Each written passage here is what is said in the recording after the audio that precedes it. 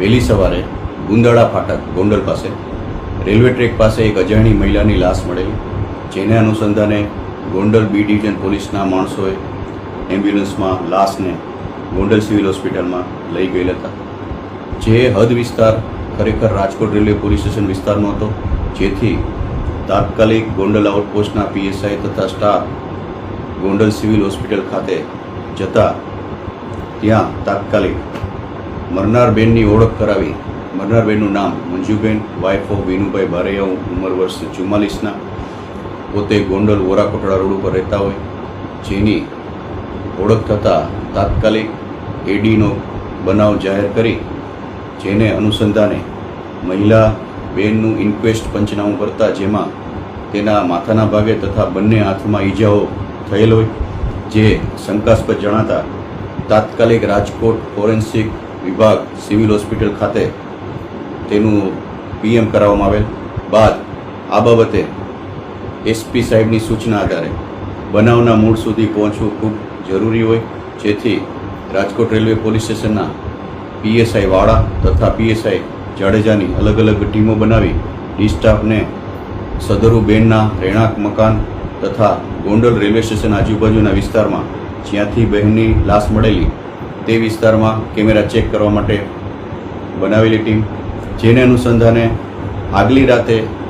સદરુ બેનની સાથે એક અજાણ્યો ઈસમ જોવામાં આવેલો,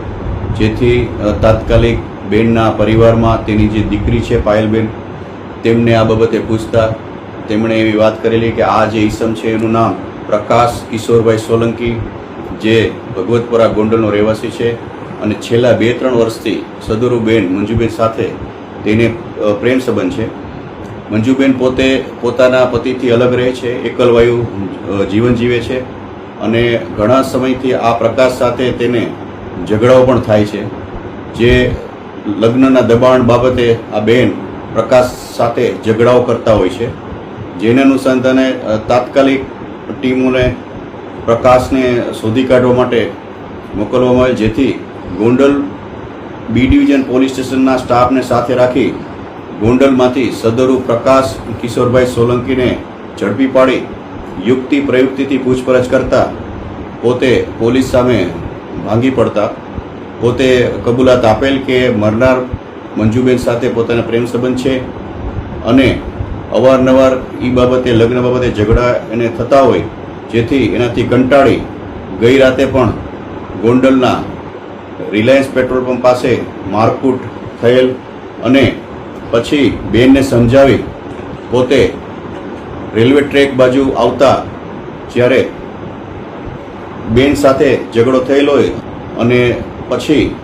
અચાનક આ પ્રકાશને એવો વિચાર આવેલો કે સામેથી ટ્રેન આવે છે તો આ બેનને સમજાવી ત્યાં લઈ ગયા ટ્રેક પાસે અને ચાલુ ટ્રેનમાં સાઈડમાંથી બેનને ધક્કો મારતા આ બેન ટ્રેન સાથે ભયંકર અથડાતા તેને માથામાં તથા હાથમાં ગંભીર ઈજાઓ થયેલ છે અને એનું મોત નીપજેલ છે, જેથી આ બાબતે સદરુ એડીનો બનાવ મર્ડરમાં કન્વર્ટ થયેલ છે, જેથી રાજકોટ રેલવે પોલીસ સ્ટેશનમાં તાત્કાલિક મર્ડરનો ગુનો દાખલ કરી તપાસ સંભાળતા સદરુ આરોપીને અટક કરવા ઉપર અને બનાવને અનુસંધાને પુરાવા મેળવવા ઉપર અને આરોપીના કોર્ટમાંથી નામદાર કોર્ટમાંથી પોલીસ રિમાન્ડ મેળવવા ઉપર હાલની તપાસ